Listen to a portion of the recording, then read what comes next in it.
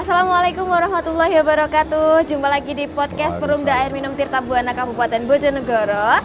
Dan malam ini narasumber yang sudah bersama kita adalah Kepala Bagian Hubungan Pelanggan Perumda Air Minum Kabupaten Bojonegoro. Beliau adalah Bapak Priyambodo. Selamat malam Bapak. Selamat malam Mbak. Terima kasih sudah meluangkan waktunya di sela-sela kesibukan ya Bapak.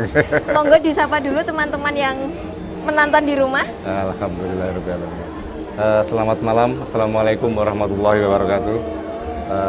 Teman-teman dan semua masyarakat di Bojonegoro, selamat malam, semoga semuanya sehat-sehat selalu. Monggo. Oke, Pak Pri, malam ini kita akan membahas tentang hubungan pelanggan. Oke, monggo. Mungkin banyak pelanggan di rumah juga yang belum tahu sebetulnya hubungan pelanggan ini tugasnya dan cakupan kerjanya tuh nopo mawon. Mungkin bisa dijelaskan terlebih dahulu. Terima kasih Mbak Binda. Okay. Gini, selama ini kan kita masih mengenal PDM, mungkin mulai kemarin bulan Februari PDM telah berganti nama menjadi Perusahaan Umum Daerah Air Minum Tirta Buana Kabupaten Bojonegoro. Salah satu bagian yang menangani yang ada di struktur organisasi adalah bagian hubungan pelanggan. Di situ mempunyai beberapa tugas, diantaranya satu pembacaan meter, yang kedua pembuatan rekening air dan non air, yang ketiga pemasaran, yang keempat ada bagian hubungan pelanggan sendiri.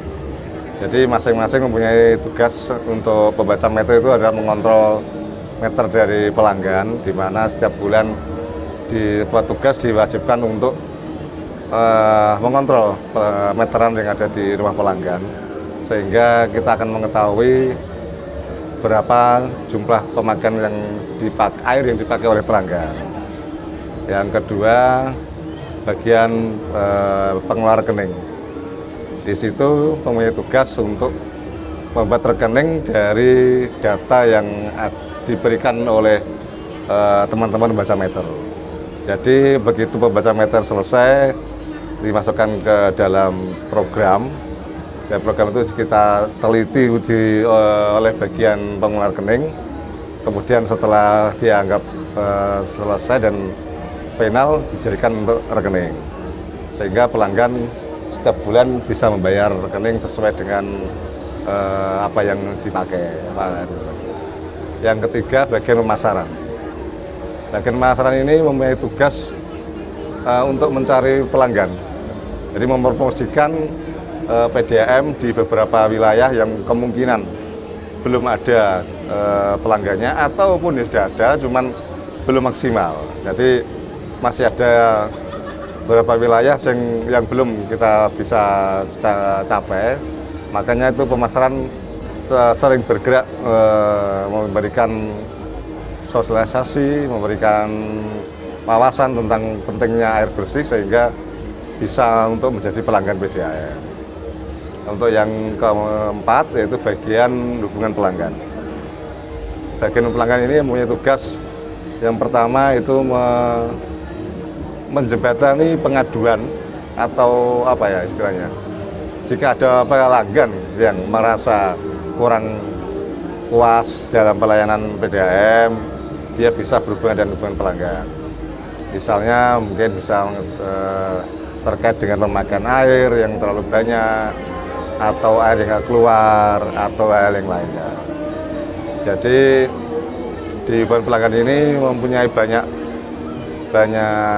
tugas sehingga mencakup semua lini ya. Jadi dari pembacaan sampai dengan pengaduan masyarakat, khususnya pelanggan PDAM. Jadi memang cakupannya luas nggih Bapak? Nggih. Kalau tadi ada bagian pemasaran nggih Bapak? Nggih, betul. Tadi dijelaskan juga untuk menambah jumlah pelanggan. Iya, betul. Baik yang belum ada sama sekali maupun mengoptimalkan yang sudah ada. Ngoten nggih Pak? Nggih. Nah, kalau dari pemasaran sendiri mungkin ada program-program baru Bapak yang mungkin sudah dijalankan untuk menambah pelanggan baru ngoten?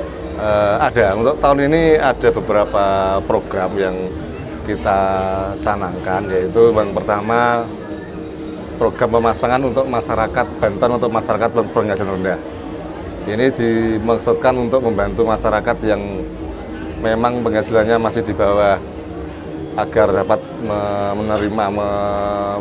menerima manfaat dari air bersih yang dikelola oleh Perumda Air Minum Tirta Buana.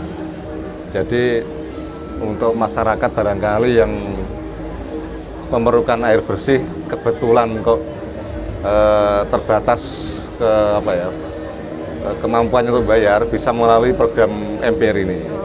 Untuk persyaratannya sangat mudah sekali. Jadi calon pelanggan atau masyarakat yang belum memiliki air bersih cukup membawa fotokopi kata KK dan fotokopi KTP serta fotokopi rekening listrik.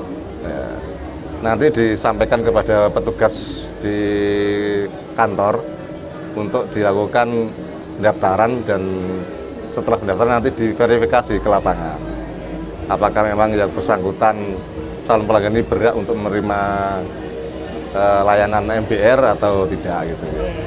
Untuk yang kedua ada program cicilan. Program ini bekerjasama dengan Bank BPR Bank Daerah Bojonegoro, guys. Itu nanti pelanggan cukup membawa fotokopi KTP untuk daftar di kantor PDAM. Nanti diverifikasi oleh petugas PDAM. Selanjutnya kita serahkan verifikasinya ke Bank BPR untuk disurvei di lapangan. Terus yang ketiga program biasa yaitu reguler.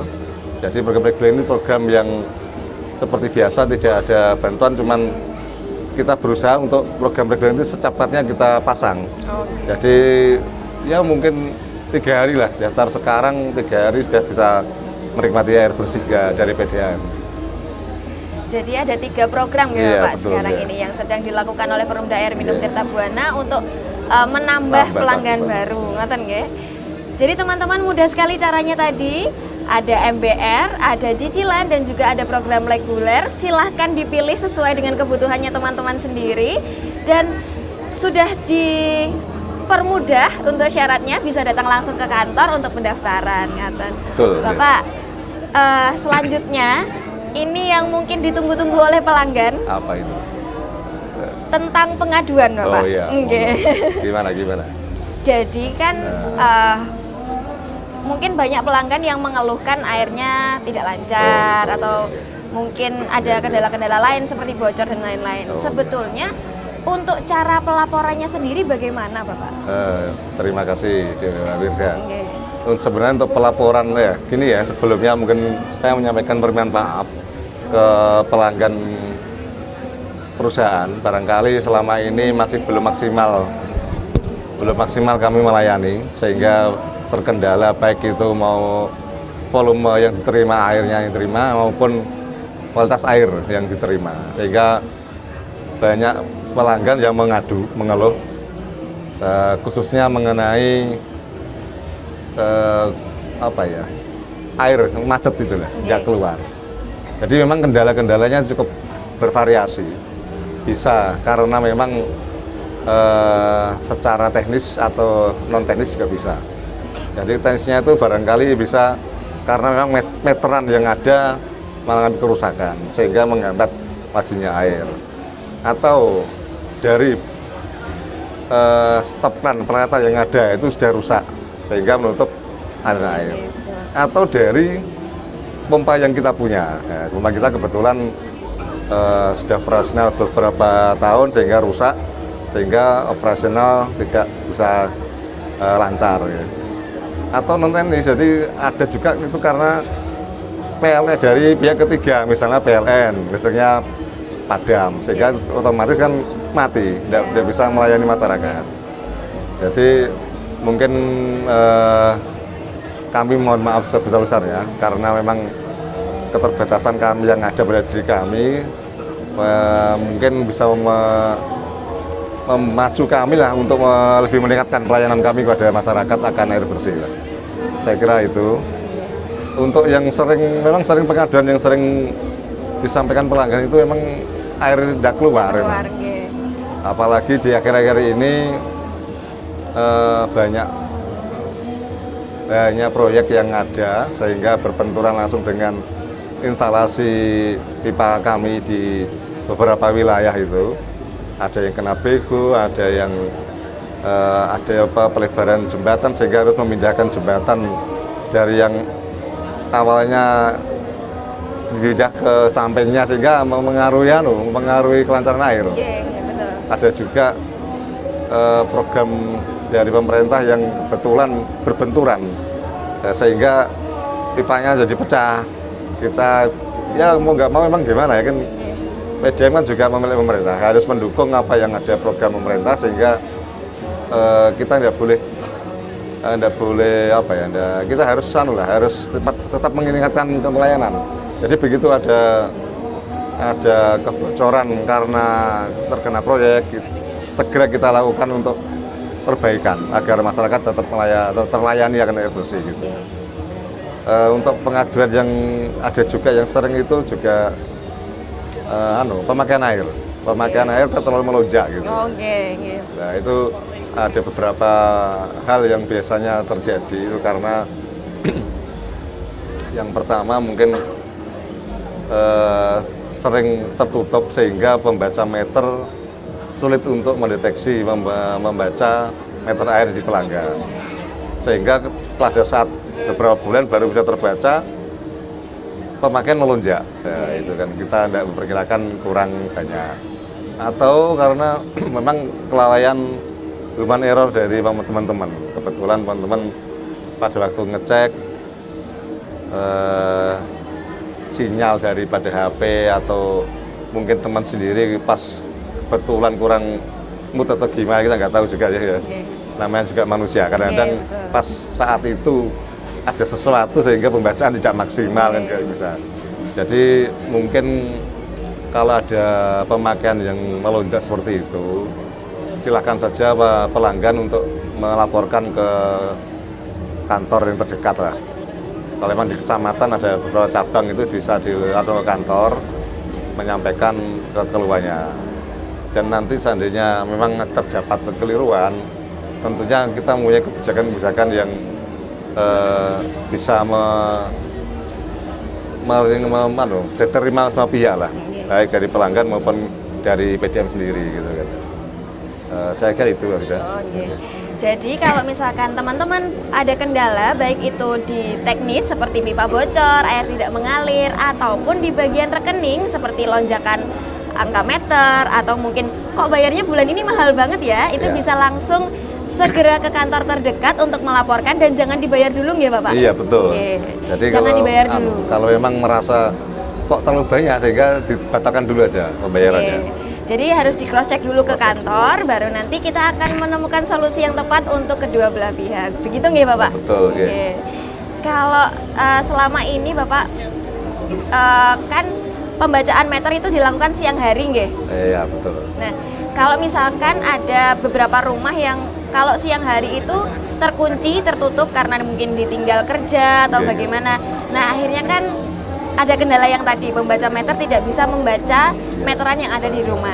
Itu solusi bagi pelanggan mungkin untuk memudahkan pelanggan dan juga tidak merugikan dua belah pihak itu gimana Bapak? Terima kasih Mbak Vida. Ini sebenarnya ada dua solusi. Pertama, langsung pelanggan memberikan papan nama di depan rumah itu ditulis angka meternya. Atau pelanggan bisa memfoto meteran yang ada di rumah untuk dikirimkan ke WA di kantor. Nanti bisa WA pembaca meter atau WA yang ada di pelayanan di PDAM, sehingga angka yang ada di meter dapat terbaca berlangsung terus ya, tidak terkunci nantinya. Saya kira itu bisa dilakukan. Nah jadi teman-teman yang mungkin selama ini, aduh aku di rumah nggak pernah ada orangnya kalau siang. Nah ini sudah ada solusi, jadi bisa foto meteran dikirimkan ke pembaca meter atau di WA pengaduan Perumda Air Minum Kabupaten Bojonegoro. Ngaten ya Bapak? Betul sekali. Bapak mungkin itu ada tambahan lagi Bapak sebelum kita akhiri? Terima kasih. bagi pelanggan PDAM Kabupaten Bojonegoro, kayak PDAM mulai upaya. Sudah baru sekarang perusahaan daerah air minum Tirta Buana Kabupaten Bojonegoro. Apabila terdapat kendala-kendala baik air yang tidak keluar atau menemukan kebocoran di waktu perjalanan, dimohon untuk bantuannya menginformasikan pada perusahaan kantor, karena itu akan mengganggu kelancaran distribusi air kepada pelanggan. Jadi harapan kita PDAM itu tidak hanya untuk tidak hanya milik daripada pemerintah daerah, tapi milik kita semua, termasuk milik pelanggan, sehingga kita semua peduli akan keberadaan perusahaan ini, gitu. Saya kira itu, Pak. Jadi bisa dilaporkan 24 jam gitu, Pak? Bisa, monggo. Terima kasih sekali kalau bisa.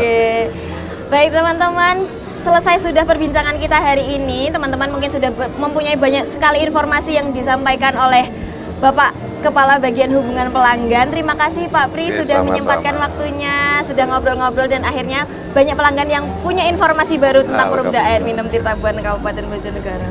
Terima kasih sudah menonton. Kita ketemu lagi di podcast selanjutnya. Wassalamualaikum warahmatullahi wabarakatuh. Waalaikumsalam warahmatullahi wabarakatuh.